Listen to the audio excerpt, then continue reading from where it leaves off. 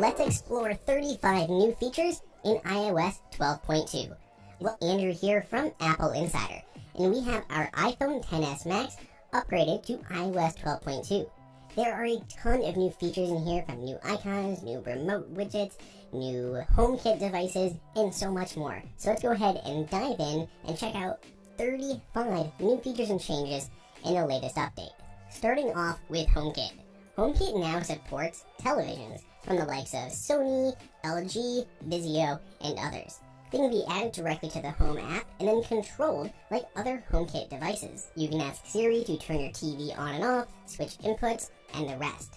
Other changes relating to that include now this says allow speaker and TV access rather than just allow speaker access. This was previously used to control AirPlay 2 devices like the HomePod, but now will apply to TVs as well. Continuing down that stretch, we saw a lot of revamp with different controls and layouts and UI elements in Control Center.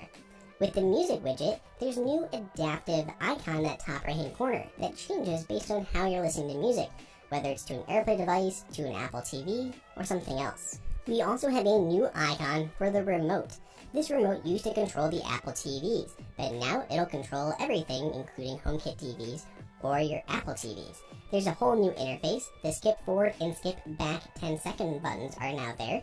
The interface is now completely full screen rather than just a small little pop-up widget. Your devices can still be chosen from the top menu if you have televisions as well as Apple TVs included in there. You also see new UI for the now playing when you're watching something on Apple TV. You now have a new icon on the left-hand side to match. There's that AirPlay button to let you know it is on the TV. There's volume buttons below that to go up and down, all refreshed from what it looked like before. There has been rumors for some time that Apple will be launching an Apple Pay branded credit card. So, possibly as a preemptor to that, they've refreshed the wallet UI significantly. There are many changes in here, including how the transactions are laid out and the additional details that are provided. Card info has been changed, as well as the transaction screen. There are now new icons, see that bubble grid below. The Apple Pay Cash Card has new buttons for adding or withdrawing your money. Standard credit cards have a bit of a makeover as well, with new call and website buttons being added, and the actual app icon removed from the main page of Wallet. Inside of Safari, it will now warn you whenever you visit a not secure website. You see this big alert on the top, which means this website could theoretically be dangerous to you, and it's not using HTTPS, whereas you visit a secure site like AppleInsider.com, there's that little icon there, that lock icon, to let you know that it is secure. There are also new autocomplete arrows. As you're typing something, these Siri suggestions for Google search will appear, and you can tap on that blue arrow to completely just fill in that search option and take you to those results. The keyboard gained a new HTML5 color picker. You can see that here. Whenever there's an HTML5 option to choose a color, the keyboard has a refreshed UI to choose those colors right there from the keyboard. Relating to Safari, we now have a new options inside of settings. If you head to settings, head down to Safari, there is a new toggle button available that will allow or disallow access to motion and orientation data. So roughly which way your device is facing. Is it face up or face down, or is it horizontal? Those could be used for different things on a website, and now you can prevent that data from being gleaned from the browser. If you travel to the About section, there's new information here at the top, including the model name and model number of your device. They're all in this new area right at the top. We also have access to Apple Care, so you can view your Apple Care status when it's going to renew or when it's going to expire. If you don't already have Apple Care, you also have an option to pick it up. If you tap into Apple Care, you can see more information about your coverage, so eligible for hardware repairs and service, and my estimated renewal date. If you just picked up a new device, you may be eligible to buy Apple Care Plus, so you can do so now right from that settings app. Go into About, tap into Apple Care, and it'll give you an option to choose your plan of just standard Apple Care Plus or Apple Care Plus with theft and loss. Obviously the difference is if you lose or have your phone stolen, it's covered in the latter option, though it does run a little bit more expensive. Once you choose your option, you then have an option on how you want to pay. Do you want to pay for everything up front, or do you want to pay in monthly installments, similar to the installment plan for buying an iPhone in general?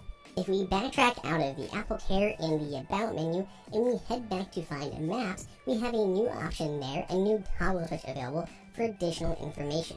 Previously you could see the weather inside of Maps and you could toggle that on and off.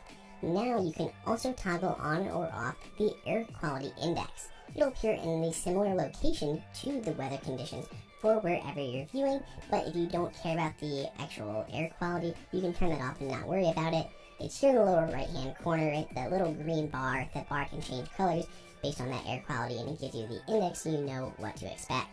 News is getting a big update here. There's only a few things now, but Apple is also launching a new news subscription service. To go with it has a new icon. It's coming to Canada in earnest. And there are a few other small changes in the app, like the new Apple News logo there. It now actually uses the Apple icon and then says news instead of Apple News in all caps. If we travel back once more to Control Center, we have another new icon, this time for the screen mirroring. You can see it has those two overlaid screens, similar to what we see on the Mac OS side before, but now it has a new icon here on the iOS devices. Messages has 4 new Animoji characters available, so if you love these Animoji characters using that True Depth camera system, you're going to like the new giraffe, the new shark, the new owl, and the new boar.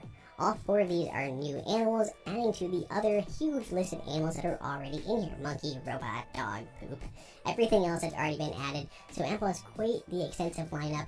Don't forget you can tap that little bar and pull everything into full screen so you can see all the characters at once. We have new device support added in iOS 12.2 for the new AirPods 2nd generation, as well as the AirPower wireless charging mat. Those 2 are actually now supported on iOS, even though not anything has landed in anyone's hands yet. But once they do, they will be supported as long as you are updated to this latest release. So that is it. More than 30 new features coming to iPhones and iPads. There are some really great things in here, and we are excited to see what comes in 12.3 as well as iOS 13 this summer. What do you guys think of the new features? Be sure to let us know down below in the comments or reach out to me on Twitter. Tell me what you like, what you don't like, and what you hope to see in the future.